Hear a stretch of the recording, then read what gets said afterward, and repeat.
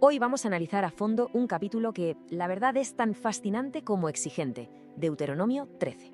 A ver, es un texto que va directo al grano sobre un tema clave, cómo proteger la fe del engaño. Y no de cualquier engaño, sino de ese que viene disfrazado de algo, de algo espectacular.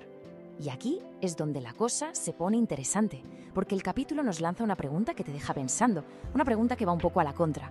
O sea, ¿y si un milagro, una señal que parece increíble, no fuera en realidad una confirmación de la verdad? ¿Y si fuera en cambio una prueba de nuestra lealtad? Esa es la tensión, ese es el dilema que vamos a desgranar hoy. Para que nos hagamos una idea, el recorrido que vamos a seguir es muy claro. Lo he planteado como si fueran casos de estudio que van subiendo de intensidad, ¿vale? Primero un poco de contexto, el pacto, que es fundamental, luego nos metemos con 3 pruebas, una pública, otra privada y una que afecta a toda la comunidad. Y al final, pues sacamos las conclusiones, los principios clave que podemos aprender de todo esto. Vale, empezamos. Y para captar de verdad la urgencia de este capítulo hay que tener claro el contexto.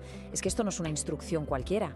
Estamos hablando de las últimas palabras de Moisés a Israel, justo antes de entrar en la tierra prometida. Imaginaos el momento. De lo que se trata aquí es de darles las claves para proteger su identidad, su forma de adorar a Dios, vamos, el mismísimo corazón de su existencia como pueblo. Bien, pues vamos con el primer caso de estudio. El primer escenario nos plantea un desafío que viene de fuera, por así decirlo, de una figura pública, alguien con carisma, de esos que saben cómo mover a las masas. Y fijaos en cómo funciona la trampa, porque el texto lo detalla en 3 pasos muy claros. Primero, aparece un profeta o un soñador y hace algo, una señal, un prodigio, algo sobrenatural. Segundo paso, y aquí está la clave de todo, la señal se cumple. O sea, no es un engaño, no es un truco de magia, es real. Y claro, ahí está el peligro, porque el tercer paso es usar esa credibilidad ganada para decir, oye, sigamos a otros dioses. El milagro es auténtico, pero el mensaje es una trampa. Pero entonces, la pregunta es, ¿por qué? ¿Por qué se permite que pase algo así? Bueno, pues el propio texto nos da la respuesta. Es una prueba. Y ojo, no es una prueba para que Dios se entere de algo que no sabe, claro que no. Es una prueba para que el propio pueblo demuestre y se demuestre a sí mismo dónde está su amor y su lealtad. Es como un examen práctico de los de verdad, no uno teórico. Entonces, la conclusión de este primer caso es bastante radical si lo piensas. Lo que nos viene a decir es que la vara de medir de la verdad no es la experiencia más potente o el milagro más espectacular. No, la medida es la fidelidad a lo que ya se ha revelado, al pacto. Nos enseña que la fe tiene que estar anclada en algo sólido, el pacto, y no en demostraciones sobrenaturales que, como vemos, pueden ser muy engañosas. Vale, dejamos el ámbito público y pasamos a la siguiente prueba. Y aquí la cosa se complica, porque el conflicto se traslada a un terreno mucho más personal. El engaño ya no viene de un profeta famoso, sino de alguien de tu círculo más cercano, alguien a quien quieres y en quien confías plenamente. Y es que el texto no se anda con rodeos, es súper específico. Nombra uno por uno a los más cercanos, tu hermano, tu hijo o tu hija, la persona con la que compartes tu vida, tu amigo del alma. Esto, claro, sube la apuesta emocional a un nivel altísimo. La presión ya no es externa, viene de dentro, del corazón de tus afectos. Básicamente, el texto nos pone ante una encrucijada, una elección terrible. Por un lado, tienes los lazos de sangre, el cariño, toda una vida compartida. Y por el otro, la lealtad al pacto con Dios, la integridad espiritual. Y aquí, el texto es tajante, establece un orden de prioridades muy claro. La obediencia a Dios está por encima, incluso por encima de las relaciones más importantes y queridas. Y que nadie piense que esto es algo exclusivo del Antiguo Testamento. Para nada. Esta idea resuena con una fuerza tremenda más adelante en el Nuevo Testamento, lo que nos demuestra que es un tema recurrente, un hilo conductor sobre lo que significa la devoción total. A veces, ser leal a la verdad implica tomar decisiones que duelen y mucho. Y con esto llegamos al tercer y último caso.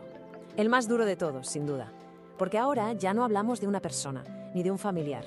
La pregunta ahora es, ¿qué pasa cuando es una ciudad entera, una comunidad completa, la que se desvía y le da la espalda a sus creencias? A ver, aquí hay que andarse con cuidado para entender bien lo que se plantea, porque es la parte más chocante del capítulo. La orden de destruir esa ciudad no se describe como un arrebato de ira, como una violencia sin más. Se plantea más bien como una acción judicial, casi como una cirugía. Piensa en ello como una cuarentena espiritual. La idea era extirpar la infección para evitar que se extendiera y contagiara al resto de la nación. Claro, la pregunta inmediata es, ¿y esto cómo se aplica hoy? Y la respuesta es obvia. No se trata de violencia física, bajo ningún concepto. El principio que podemos rescatar de aquí es otro. Es la idea de ser radicales a la hora de eliminar las influencias que sabemos que nos corrompen.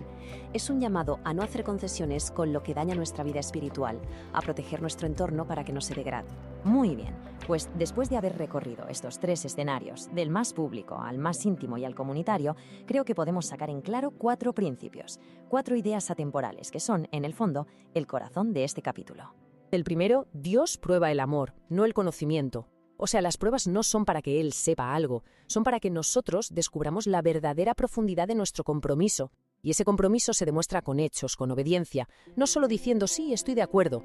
La fidelidad es algo que se vive, no algo que simplemente se piensa.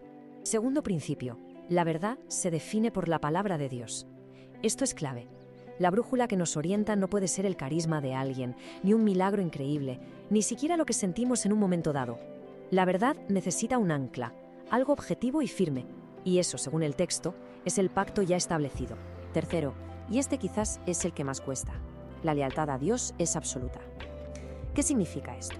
Pues que esa lealtad a la verdad revelada tiene que estar por encima de todo lo demás, por encima de la familia, por encima de la cultura, y ojo con esto, incluso por encima de nuestras propias experiencias si vemos que chocan con esa verdad. Y el cuarto y último principio, hacer concesiones en la fe es peligroso. El capítulo nos advierte de que las pequeñas desviaciones que toleramos pueden acabar siendo como una grieta en un muro. Al principio no parece nada, pero poco a poco lo van debilitando todo hasta que se viene abajo. Por eso aboga por una especie de tolerancia cero con lo que sabemos que corrompe la fe. Así que si tuviéramos que quedarnos con una sola idea, un titular de todo este capítulo, para mí sería este. El verdadero amor a Dios, la lealtad auténtica, se demuestra de verdad no cuando las cosas van bien y todo es fácil. Se demuestra precisamente cuando ser obediente tiene un coste, cuando nos exige algo. Y así, un texto escrito hace miles de años nos deja plantada una pregunta que es tremendamente actual. Hoy las pruebas quizá no vengan en forma de profetas que hacen milagros, ni de ciudades que se desvían, pero la esencia de la pregunta sigue ahí, intacta. En nuestro mundo, lleno de presiones de todo tipo, culturales, sociales, personales, la pregunta es, ¿dónde se pone a prueba nuestra lealtad hoy en día?